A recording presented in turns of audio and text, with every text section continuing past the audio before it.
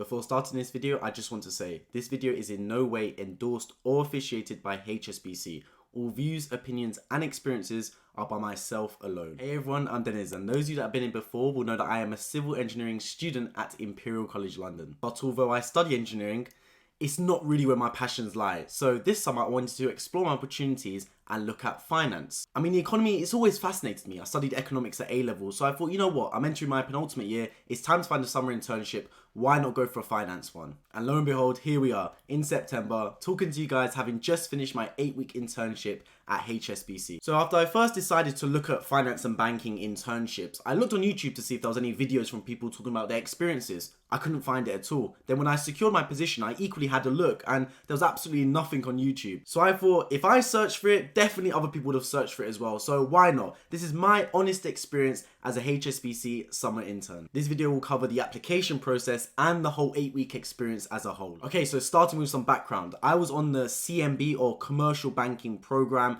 that started from the end of June all the way until the end of August. It was around 8 weeks in total. Commercial banking, or CMB, is one of many different divisions that HSBC provide for internships. There's also Global Banking and Markets, or GBM, Wealth and Personal Banking, or WPB, and also Digital Innovation Banking. So as mentioned, I was on a CMB program, and throughout my time, I was assigned to one team in Global Payment Solutions. And I was based in London, Canary Wharf, which was absolutely fantastic in the massive HSBC building. In regards to the application process, it is long, but all banking and finance applications are. There are multiple steps in the application, and phase 1 usually covers the CV and cover letter. Although nowadays it seems a lot of companies are pivoting away from the cover letter and instead are asking motivational questions from which you have to answer them with a set word limit. So in terms of the CV, because that's always a hot topic, right? I've got a dedicated video on my channel specifically about writing the CV, but I will say for finance internships, definitely keep it to 1 page maximum. And then the cover letter should be tailored specifically to the company and position you're applying for. Why that role, why HSBC, what are your skills, and what is your passion? And that's just phase 1, there's plenty more things along the way. Next, HSBC, like a lot of other banks, have a maths test and psychometric tests. The maths test is really easy. I mean, I study engineering, so it's easy for me to say that, to be honest, but genuinely, it's not a hard maths test whatsoever. You don't need to revise one bit. The psychometric test, on the other hand, people always get thrown by this one, and I understand it because they are a little bit weird. I think they're called situational judgment tests, but basically it puts you in specific situations and then gives you options, and you have to rank which option you would choose. It's basically the bank trying to gather what type of person you are, what your emotional intelligence is like, what your judgment is like. I know it sounds cliche, but genuinely just answer it honestly. You can't really cheat this stuff, man. Like, just based off the situation, just answer what you would do. Now, provided that all goes well, there's next pre-recorded video interviews. This is where you have a set of questions that come up one by one, where it would give you the question out of nowhere, you then have 30 seconds to prepare, then your camera would instantly turn on and you'd have a maximum of 3 minutes to answer the question. There's absolutely no one on the other end asking you the questions. A question just comes up and you have to answer it to your camera and of course speaking into your microphone. A tip I would give is pretty much common sense, but ensure you have a good setup, good lighting. Also make sure you're dressed very formally. Show the upper half of your body. There's so many people on these that literally just show their face. Show your upper body, use your body language well, speak clearly into the camera as well. There's this old adage, people don't remember what you say, they remember how you made them feel. The reason I say that is because think about how many people go through these job interviews. I think when I got in, they said 33,000 people applied to HSBC, and I was one of, 90 people that got the internship? People are going to say a similar thing. Everyone's got a pretty much similar story, same skill set. It's all about how you deliver the image. If you show the upper half of your body and are really excited and passionate and enthusiastic and show a lot of charisma, you're far more likely to get the position than if someone's really monotone and just talking very feeble like this. Provided the video interviews go well, there are then case study question tests. There were a variety of questions in this test, but the bulk of them would be, here's the situation, how would you then email a client, or how would you then talk to a client to approach this problem? This is all about gathering information about how you speak to clients and colleagues. So if it's a video type question, ensure that you speak clearly and show a lot of empathy. And if it's an email they want you to write, make sure you use proper English. And then the final step I had was a face-to-face online interview with a member of the emerging talent team. Now what they told us is that this is meant to be super chill, and they were right. I think if you got to this stage, you practically got the job anyway. You've gone through all the hoops already. The questions they ask repeat a lot from the video interview questions, and of course the tests as well. They want to know about your skill set, why HSBC. Just exude confidence and enthusiasm and you should be okay. And then after that, my work was done. I found out later that I got the job. I had to go through a vetting process, which is what every company does to ensure you're not a criminal or got a bad background basically. And then after that, I was onboarded and ready to go. A big thing that HSBC make a point of is that you do not need a maths or economics background to get into banking. They want to ensure that their workforce is very diverse. And that is diverse in ethnicities, your background, and also what you study. I mean, there was people in the internship, don't get me wrong, a lot of them were studying economics, but there was people studying engineering like myself, medicine, history, all sorts of degree backgrounds. And if you aren't at university or want an industrial placement, HSBC do offer industrial placements and of course apprenticeships as well. Okay, so that's the bulk of the application process. Now let's talk about my experience at HSBC. Now I appreciate that everyone will have their own unique experience and people will take different things from the internship. So this is all based on my opinion. Going into HSBC, I didn't really know what to expect. I knew HSBC was such a massive and broad company, so I knew I was going to be a small fish in a massive ocean. But the staff and the vast majority of the people you speak to are really friendly and helpful. And so as a young person at the start of your career, this is very helpful because the opportunity to network is absolutely massive. I mean, if you look at the building I was in 8CS, Canary Wharf, there was around 8,000 employees there alone. So there's ample people to talk to get to know, to build your network across diverse areas of the bank. Now, the ways people tended to network within HSBC was they would do this thing called coffee chats. This is where you drop someone an email. Because of the way HSBC is built, it's so easy to find someone's email address through their directory.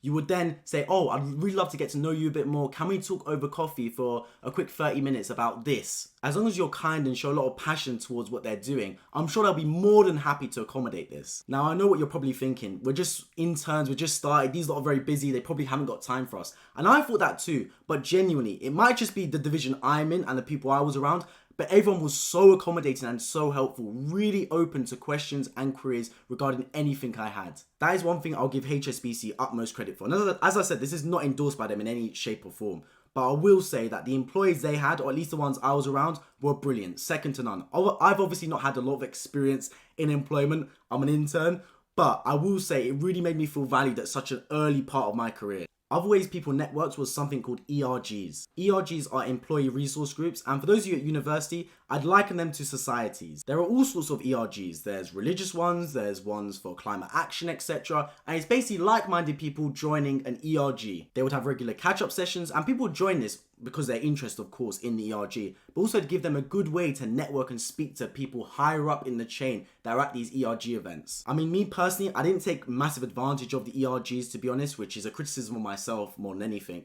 But I will say that HSBC do provide this, especially for interns and graduates, so take advantage, I would say. Also, in groups of 5 or 6, you get assigned a random ERG project linking with one of the ERG groups, and you have to, throughout the duration of your 8 weeks, devise a PowerPoint to present right at the end to the emerging talent team.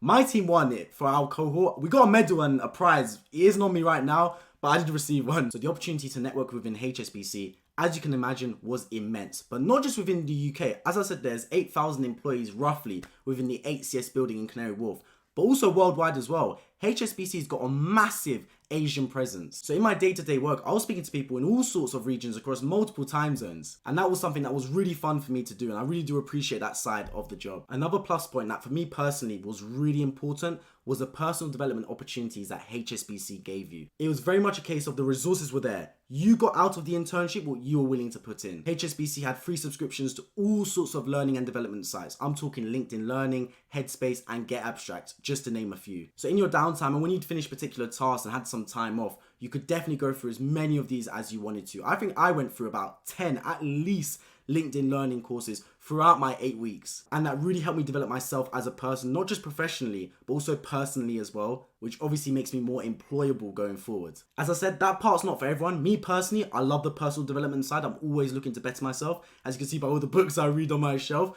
But for some people, they didn't really take advantage of that, and that's fair enough. They just wanted to do their job and move on. Speaking of the job, for my division in commercial banking, the hours were basically 9 to 5, Monday to Friday. I don't really remember any interns going above that, nor were you expected to as an intern. Now, as a graduate, and especially as a full-time proper employee, your hours are expected to go beyond that. It's banking. It's very rare that it's going to go to crazy hours like investment banking, for example, but some days you will be working beyond 5 p.m. But not as an 8-week summer intern, so don't worry about that. And another plus point was that the HSBC Tower had a free gym on site, which was an absolutely amazing point. So yeah, big up HSBC for that. So I appreciate I've said a lot of positives so far. And to be fair, it was mostly positive. I can't lie, I've really enjoyed my 8-week experience there. But of course, just like anything, there are some points that you should be aware of if joining HSBC for the commercial banking program. The first thing is the commercial banking and wealth and personal banking programs within HSBC are nationally mobile, meaning you could get put pretty much anywhere where there's a HSBC location and office within the UK. I got extremely lucky being put in London, the Canary Wharf office, but there are certain people that got put all over the UK and some weren't very happy with their location. So that is something you need to be aware of. It's not just tied to London. Also, I'd say have a look at yourself as a person. Are you someone that's a real go-getter, going out there to get tasks yourself and really make the most of any situation? Or are you someone that's a bit more passive and would like to be fed things on a plate for you? The reason I say that is because depending on what team you're in, it can really depend how much work you're given and how much work you really want to take on. This is on a manager by manager basis, but I know some interns that literally were not getting any work unless they were pestering their manager to give them something, because they're an intern and the manager was busy enough as it was and kept forgetting to give the intern and set them specific work. So you do have to be really proactive and go out there and get work for yourself, especially from your manager. It's very rare that they have a whole set of work lined out for you for all 8 weeks. Do not be afraid to get involved in all sorts of projects. At the start especially, say yes to pretty much everything. Genuinely pretty much everything. I had basically no Excel skills going into this internship,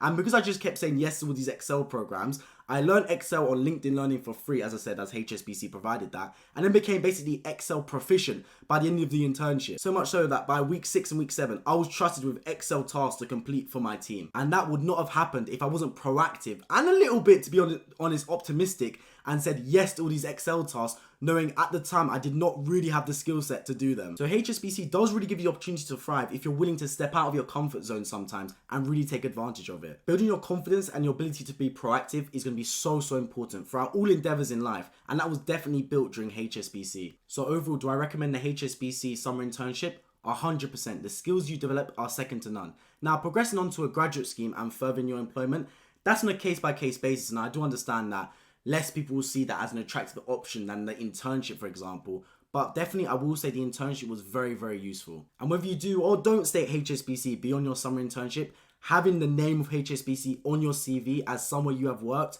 is so important. That has been a recap of the application process and an honest reflection of my 8-week experience at HSBC. As always, if you enjoyed, make sure you subscribe down below and check out the other videos on my channel. This channel is dedicated to helping students. If you have any further questions, please do not hesitate to leave them in the comment section, and feel free to connect with me on LinkedIn and Instagram. I've been Dennis. I appreciate you guys all for tuning in and hope to catch you all in my next video. Take care.